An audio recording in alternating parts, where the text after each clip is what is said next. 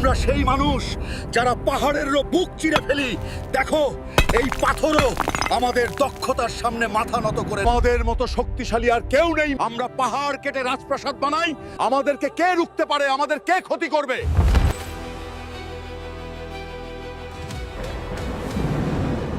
আমাদের কোনো অদৃশ্য ঈশ্বরের প্রয়োজন নেই। আমাদের এই দেবতারাই আমাদের উপাস্য। আমাদের পূর্বপুরুষরা যেভাবে এই মূর্তিগুলোর পূজা করেছেন, আমরাও তাই করব। আমাদের কাউকে বোঝানোর দরকার নেই। আমরা কারো প্রলোভনে পড়ব না।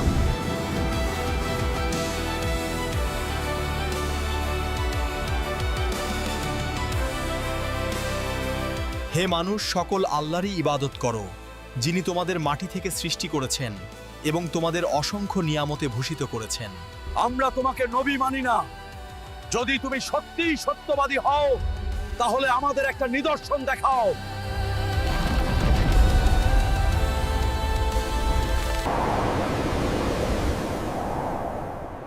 হাজার হাজার বছর আগে আরবের মরুভূমির বুকে এক শক্তিশালী ও ধনী জাতি বসবাস করত, আর তাদের নাম ছিল কওমে সামুদ।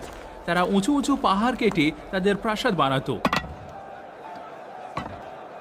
উঁচু উঁচু শিলার মধ্যে তাদের ছিল বসতি। তাদের শরীর ছিল বিশাল, দেহ ছিল সুঠাম, আর শক্তি ছিল অপরিসীম। চারিদিকে তাদের ক্ষমতা, কারিগরি, অভিজাত্য ও গৌরবের নিদর্শন ছড়িয়েছিল। কিন্তু ক্ষমতা ও ঐশ্বর্যের সঙ্গে সঙ্গে তাদের হৃদয়ে অহংকারও জন্ম নিল, আর তারা বলতে শুরু করলো, আমরা কাউকে ভয় করি না। আমাদের মতো শক্তি পৃথিবীতে কারো নেই, আর না আমাদের মতো ধন সম্পদ কারোর কাছে আছে। সময়ের সঙ্গে সঙ্গে তারা তাদের প্রকৃত প্রভু মানে আল্লাহ রাব্বুল আলামিনকে ভুলে গেল। তারা নিজের হাতে পাথর কেটে বিশাল বিশাল মূর্তি বানালো, আর সেগুলোকে বলতে লাগলো, এগুলোই আমাদের আসল প্রভু। তারা বলল, আমাদের কোনো ঈশ্বরের প্রয়োজন নেই। আমাদের এই দেবতারাই যথেষ্ট। আমাদের পূর্বপুরুষেরা যেভাবে মূর্তি পূজা করেছে, আমরাও তাই করব। আমাদেরকে কেউ বিপথে নিয়ে যেতে পারবে না। তাদের কণ্ঠস্বর প্রতিধ্বনিত হতো সমগ্র ভূমিতে, কিন্তু তাদের হৃদয়ে ছড়িয়ে পড়েছিল অন্ধকার। মিথ্যা বলা, চুরি করা, অন্যকে হত্যা করাই ছিল তাদের প্রতিদিনের কাজ। এমনই করে তাদের নারীদের হৃদয়েও আল্লাহ ভীতি বলে কিছুই ছিল না। তারা প্রকাশ্যে লজ্জাহীনতায় লিপ্ত হতো। তাদের সমাজে যেই পুরুষ সবচেয়ে শক্তিশালী ছিল, সেই পুরুষ হয়ে হতো নারীদের প্রিয় পাত্র। এক নারী বলে উঠল, আমার হানিসকে খুব পছন্দ, কারণ সে খুব শক্তিশালী। আমার পছন্দ সমাহারকে, কারণ সে অপরাজেয়।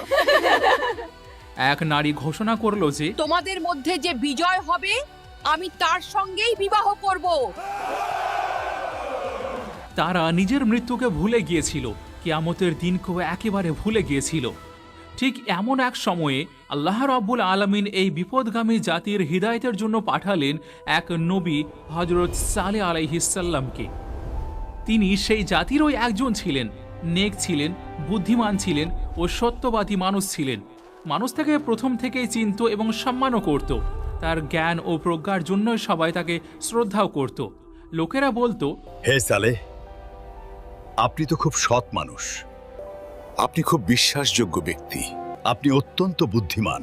কিন্তু যখন তিনি তাওহীদের দাওয়াত দিতে শুরু করলেন, আল্লাহর একত্বের কথা বলতে লাগলেন, তখন সেই লোকেরা যারা একদিন তাকে শ্রদ্ধার চোখে দেখত, কিন্তু আজ বলতে শুরু করলো, হে সালেহ, আমরা তো আপনার কাছ থেকে অনেক বেশি আশা করেছিলাম।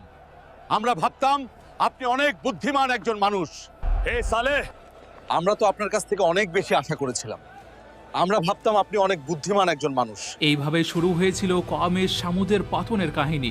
এক জাতি যারা শক্তিতে অহংকারী হয়েছিল আর আল্লাহকে ভুলে গিয়ে নিজে হাতের বানানো মূর্তিকে প্রভু বানিয়েছিল। তাদের মধ্যে একজন বলল, তুমি কি আমাদেরকে আমাদের দেবতার উপাসনা করতে নিষেধ করছো? তুমি তো এক অদ্ভুত ও নতুন কথা নিয়ে এসেছো। হযরত সালেহ আলাইহিস সালাম শান্ত স্বরে বললেন, হে আমার জাতির মানুষ, আল্লাহই তোমাদের প্রকৃত প্রভু। তিনি তোমাদের মাটি থেকে সৃষ্টি করেছেন এবং এই পৃথিবীতে বসবাসের সুযোগও দিয়েছেন। তাই তোমরা শুধু তারই ইবাদত করো আর তারই সাহায্য প্রার্থনা করো, কারণ তিনিই সব কিছুর মালিক। কিন্তু হযরত সালেহ আলাইহিস সালামের এই কথা তাদের হৃদয়ে খুব একটা প্রভাব ফেলল না। জাতির নেতারা বিদ্রোহ করে বলল, তুমি তো আমাদের মতোই একজন মানুষ। যদি সত্যিই তুমি নবী হও, তবে আমাদের সামনে কোনো নিদর্শন দেখাও আর প্রমাণ করো যে তুমি সত্যবাদী।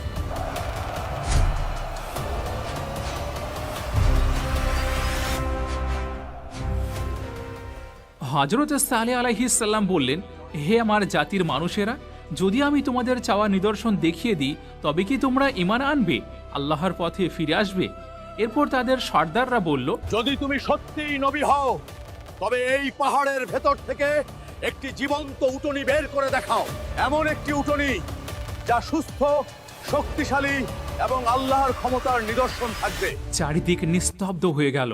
এরপর হযরত সালেহ আলাইহিস সালাম দোয়ার জন্য হাত ওঠালেন। তার চোখে জ্বলজ্বল করছিল অবিচল বিশ্বাসের আলো। তিনি আল্লাহর দরবারে প্রার্থনা করলেন, আর তখন ওই সবার চোখের সামনে সেই বিশাল চট্টান কেঁপে উঠল। ধীরে ধীরে তাতে ফাটল ধরল, আর আল্লাহর কুদরতে সেই পাথর থেকে বেরিয়ে এলো এমন এক জীবন্ত উটনি যা উজ্জ্বল, বলিষ্ঠ ও অত্যন্ত সুন্দর ছিল। এই মুজিজা দেখে মানুষ হতবাক হয়ে গেল। তাদের চোখ বিস্ময়ে বড় হয়ে গেল। তারা একে অপরের দিকে তাকাতে থাকলো, আর তাদের মধ্য থেকে একজন বলল যে, এ তো জাদু, এটা সত্যিই আল্লাহের নিদর্শন। হযরত সালেহ আলাইহিস সালাম বললেন, এই উটনি তোমাদের প্রভুর নিদর্শন, একে কষ্ট দিও না, আল্লাহর জমিনে একে স্বাধীনভাবে চড়তে দিও, আর এর পানি পানের একটি নির্দিষ্ট দিন আছে যেমন আল্লাহ আদেশ দিয়েছেন। আল্লাহর এই অলৌকিক দৃশ্য সবার সামনে ঘটলেও কিছু মানুষের হৃদয় তবুও কঠিন হয়ে রয়ে গেল। তারা মানতেই চাইল না যে এই উটনি কোনো মানুষের জাদু নয়, বরং আল্লাহর শক্তির ফল। হযরত সালেহ আলাইহিস সালাম নিজের জাতির মানুষকে আবার বললেন যে এই উটনি তোমাদের প্রভুর পক্ষ থেকে এক নিদর্শন স্বরূপ। যেদিন এই উটনি পানি পান করবে সেদিন আর অন্য কোনো পশু পানি পান করবে না, আর পরদিন অন্য পশুরা পানি পান করবে, কিন্তু এই উটনি আর পানি পান করবে না। কিছু মানুষ বলল, নিশ্চয়ই সালেহ সঠিক কথা বলেছেন। হ্যাঁ, আমিও এর কথাতে সম্মতি জ্ঞাপন করছি। এমনইভাবে জাতির কিছু মানুষের হৃদয়ে ঈমানের আলো নেমে এলো, আর তারা সত্য গ্রহণ করল। কিন্তু অধিকাংশ মানুষ এখনও তাদের একগুঁয়েমিতে অটল রইল।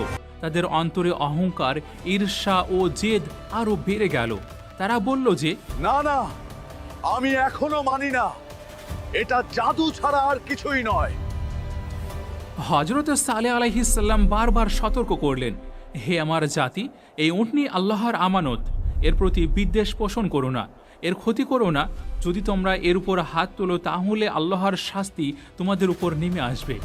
কিন্তু এক রাতে যখন আকাশে তারারা ঝলমল করছিল আর মরুভূমির নিস্তব্ধতায় ঢাকা ছিল, তখন কিছু মানুষ গোপনে ষড়যন্ত্র করল উটনিটিকে ক্ষতি করার জন্য। তাদের মধ্যে একজন তীর হাতে তুলে নিল, তারপর সেই তীর দিয়ে উটনির উপর আঘাত করল। সেই তীরের আঘাতে যখন উটনি আহত হয়ে মাটিতে পড়ে গেল, তারপর আর এক ব্যক্তি বর্ষা হাতে নিয়ে উটনির উপর আঘাতের উপর আঘাত শুরু করলো, একের পর এক নির্মম আঘাত। আর এইভাবে সে অত্যাচারীরা হযরত সালেহ আলাইহিস সালামের উটনিকে হত্যা করে ফেলল। পরের দিন সকালে যখন সূর্য উঠল, তখন মানুষ দেখল যে উটনিটি আর জীবিত নেই। তারা আল্লাহর এক মহান নিদর্শনকে মুছে ফেলেছে। তারপর যখন এই খবর হযরত সালেহ আলাইহিস সালামের কাছে পর্যন্ত পৌঁছে গেল, তখন তার মুখে নেমে এলো গভীর বেদনা ও অনুশোচনার ছায়া। তিনি বললেন, হে আমার জাতি, তোমরা এমন একটা কাজ করেছো যেটা আল্লাহ তোমাদের কঠোরভাবে নিষেধ করেছিলেন। এখন তোমরা 3 দিন তোমাদের ঘরেই অবস্থান করো, এরপর আল্লাহর শাস্তি তোমাদের উপর নেমে আসবে। কিন্তু সেই কাফেররা হাসতে লাগলো আর বলল যে, দেখা যাক সালেহে 3 দিন পর কি বা হয়, দেখি কোন শাস্তি নামে আমাদের উপর। কিন্তু তারা জানতো না এই 3 দিনই তাদের জীবনের শেষ সময়। তারা তওবার দরজা নিজেরাই বন্ধ করে দিয়েছিল, আর এখন আল্লাহর হুকুম নেমে আসতে চলেছে। এমন পরিস্থিতিতে প্রথম দিন কেটে গেল, কিন্তু কিছুই ঘটল না। দ্বিতীয় দিনও পেরিয়ে গেল, আবার তৃতীয় দিনের শেষ প্রহরও আসছে। আর হযরত সালেহ আলাইহিস সালাম তার জাতির দিকে শেষবারের মতো তাকালেন। তিনি জানতেন এখন আল্লাহর হুকুম কার্যকর হবে।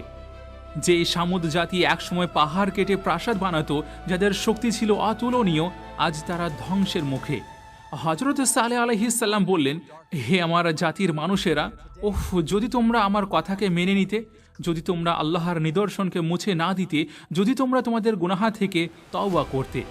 এরপর হযরত সালেহ আলাইহিস সালাম তার ঈমানদার সঙ্গীদের নিয়ে দূরের পাহাড়ের দিকে চলে গেলেন।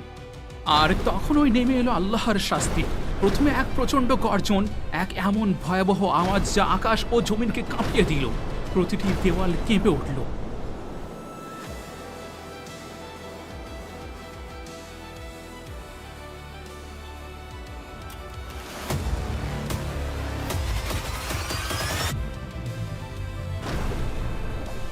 তাদের উঁচু উঁচু পাহাড় কেটে বানানো সেই বিশাল প্রাসাদগুলো একে একে ভেঙে পড়ল। তারপর এলো এক ভয়ঙ্কর ঝড়, যে ঝড় তাদের শহর, তাদের ঘরবাড়ি, তাদের বাগান সবকিছু মাটির সঙ্গে মিশিয়ে দিল। যেই কম একসময় পাহাড় কেটে প্রাসাদ বানাতো, তারা আজ নিজেরাই বালির দানার মতো ছড়িয়ে গেল পৃথিবীর বুক জুড়ে। এরপর যখন ঝড় থেমে গেল, তখন কেবল নিস্তব্ধতা রইল। যেখানে একসময় অহংকার, শক্তি আর গৌরবের গর্জন ছিল, সেখানে এখন শুধু নীরবতা। হযরত সালেহ আলাইহিস সালাম এবং তার সঙ্গীরা ফিরে এলেন। ধ্বংসস্তূপে পরিণত সেই নগরের দিকে তাকালেন। এরপর হযরত সালেহ আলাইহিস সালাম নিজের হাত আকাশের দিকে তুলে বললেন, হে আমার দয়াময় প্রভু, আমি চেষ্টা করেছিলাম তাদেরকে তোর পথে নিয়ে আসার জন্য, কিন্তু তারা নিজেরাই নিজেদের গুনাহে ডুবে গিয়েছে। এইভাবে সেই জাতি যারা একসময় পৃথিবীর সবচেয়ে শক্তিশালী বলে পরিচিত ছিল, কিন্তু তাদের অবাধ্যতা ও অহংকারের কারণে মুছে গেল পৃথিবীর মানচিত্র থেকে। তাদের শক্তি, তাদের সম্পদ, তাদের গর্ব সবই মিশে গেল ধুলোর সঙ্গে। এরপর হযরত সালেহ আলাইহিস সালাম নিজের ইমানদার সাথীদের নিয়ে এক নতুন অঞ্চলে চলে গেলেন এবং সর্বত্র মানুষকে উপদেশ দিতে লাগলেন আর বললেন যে, হে মানুষ সকল, অহংকার করো না, আল্লাহর নিদর্শনকে অস্বীকার করো না, কারণ যেই মানুষ আল্লাহকে ভুলে যায়, সে নিজে এই পৃথিবী থেকে মুছে যায়। আজও মাদায়েনুস সলের সেই পাহাড়গুলোতে রয়েছে তাদের চিহ্ন, যেখানে সেই জাতি একসময় বসবাস করত, যারা পাথর কেটে প্রাসাদ বানাতো, আর আজ সেই একই পাথর তাদের ধ্বংসের সাক্ষ্য বহন করছে। কওমে সামুদের কাহিনী শুধু এক প্রাচীন জাতির পতনের গল্প নয়, এটা মানুষের অহংকার, অবাধ্যতা আর ভুলে যাওয়া বিশ্বাসের করুণ পরিণতির এক অনন্ত শিক্ষা। আল্লাহ কাউকে শক্তি দেন, ঐশ্বর্য দান করেন, প্রজ্ঞা দেন, কিন্তু যখনই মানুষ সেই শক্তির অহংকারে নিজের স্রষ্টাকেই অস্বীকার করতে শুরু করে, তখন ধ্বংস নিশ্চিত হয়ে যায়। পাহাড় কেটে প্রাসাদ বানানো সেই জাতি আজ কেবল ইতিহাসের ধুলোয় লুকিয়ে আছে, কিন্তু তাদের কাহিনী আজও আমাদের মনে করিয়ে দেয় যে, যে মানুষ আল্লাহর দয়া ভুলে যায়, সে যতই বড় হোক না কেন, শেষ পর্যন্ত ধ্বংসই তার শেষ পরিণতি। তাই হে মানুষ সকল, স্মরণ রেখো, অহংকার নয়, বিনয়ই টিকে থাকে, শক্তি নয়, ঈমানই রক্ষা করে। আর আল্লাহকে ভুলে গেলে মানুষ আর মানুষ থাকে না, সে শুধু ধ্বংসের অপেক্ষায় থাকে। তো এটাই ছিল হযরত সালেহ আলাইহিস সালাম এবং কওমে সামুদের বাস্তব কাহিনী। আশা করছি এই কাহিনী থেকে অনেক কিছু শিখতে পেরেছেন। যদি এই ভিডিওটি আপনার পছন্দ হয়, তাহলে এটি আপনার ফ্যামিলি এবং প্রিয়জনের মাঝে অবশ্যই শেয়ার করবেন, হয়তো তারাও এখান থেকে কিছু শিখতে পারবেন।